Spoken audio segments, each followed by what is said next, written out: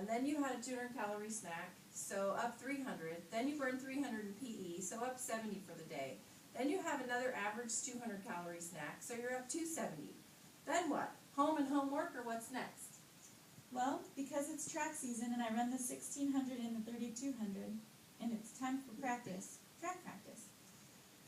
I do speed work, usually 2 or 3 miles worth of 400 repeats. So 300 calories, and then I usually run 3 miles as a cool down, so another 300 calories burned. Oops, I'm down 330 for the day. That isn't good, is it? Especially since I haven't eaten dinner. But I know there is no way for me to really consume that much food before I go to bed. I mean, unless I had a couple of special blended coffee drinks or something like super high in calories. But I know a decaf kicker from Dutch Bros might do the trick. But seriously, that isn't good. I never really thought about how much I was or wasn't eating until just now. Well, considering it is probably 5 p.m. and you are down 330 calories, meaning you are running in a deficit, and have been for much of the day, no, it isn't good. You need to remember that you sort of just swap the calories burned for the calories eaten, and you haven't taken care of what you need for basic metabolic activity. So let's look at these posters and put sticky notes on them. Here's a shape to mark your mom, what your mom sees, and here's a shape to mark what you see. And I will mark what I have seen and heard you say. Is that okay? Yes, it's fine. So Mom thinks I'm bulimic, so a mark on that one. She thinks I use a laxative or diuretic. Should I put down 2 notes or just one? Well, what do you think? The bulimic one's in the middle. So Mom. And a heart because Mom loves you. Of course. So just one. Okay, so there's one. And then one for each. So is there, let's see, so we said laxative and diuretic. So 2 more? On this one. Yeah, on Mom's. Okay. Okay.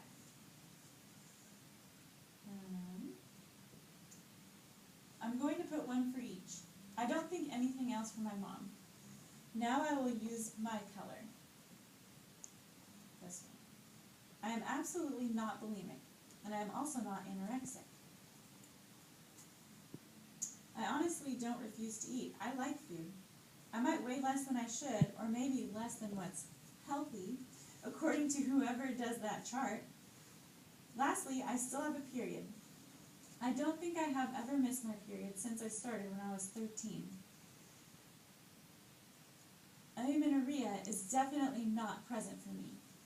Okay, so we've ruled that out. Mom will be happy that you aren't anorexic. I think most parents would be happy about that, especially if they were worried about their children having some sort of eating disorder. Well, so now to the last one, anorexia athletica.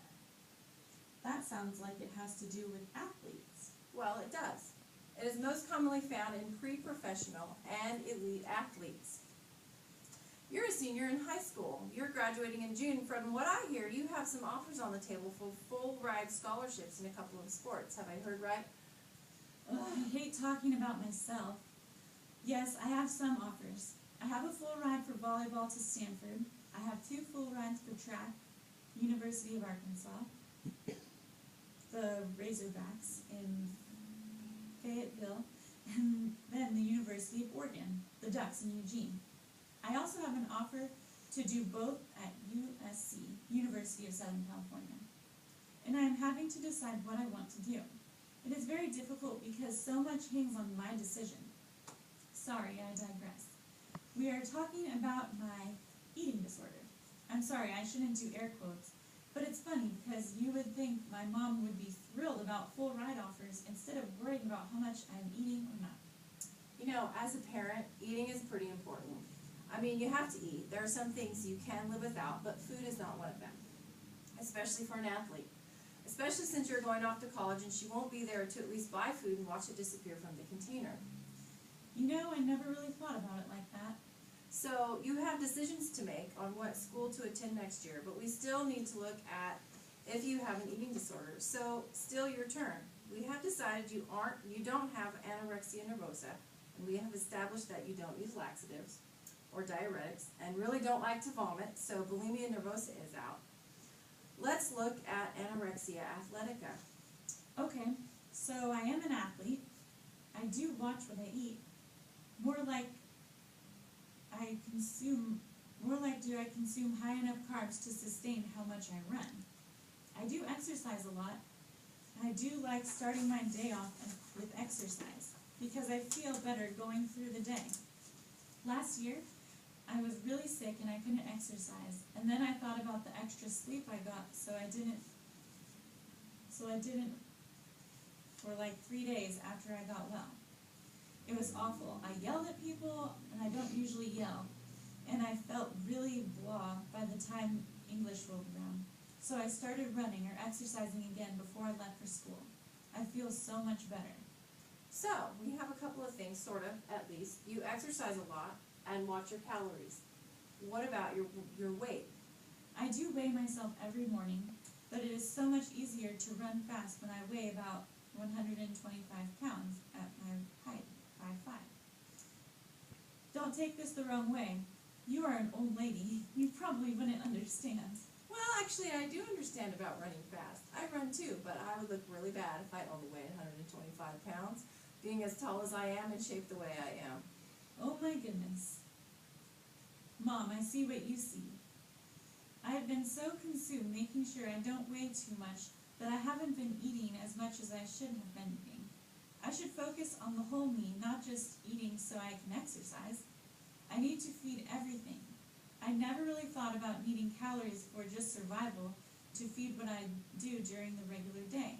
Breathing, blinking, heart pumping, walking, digesting food, all of my organs working. I didn't really ever think about that, but I see now I need to make sure I feed all the stuff I do. Good work. So how about you have a discussion with your mom this evening, and you have your mom call me tomorrow instead of me calling to talk to her. She needs to call me sometime tomorrow. I'm going to call her the day after and talk to her about what we've been discussing. I think if it comes from you, it will be better. I think she will be understanding about what you're going through. She was really concerned when I spoke with her on the phone. Actually, I can't wait to tell her and then have her help me figure out what to do. You know, my mom is a nutritionist, but usually for people who are old and really sick. I totally need to get her to help me figure this out and get on a proper diet for what I am doing every day. Carbs, fats, protein. I know she can do it, and then maybe this will also help alleviate her worrying about what I am or am not eating. That sounds like a good plan. I can't wait to talk to your mom tomorrow and hear what she has to say about the plan you have come up with for her with your eating. So, Katie was able to discover that perhaps she was a bit on the anorexic athletica side, but she does love to exercise. It isn't a trial or a burden for her. She discovered this using both Empty Chair to see Mom's side of a problem and guided discovery through questions and restatements for me, and I didn't have to use any of my shaped sticky notes. Okay.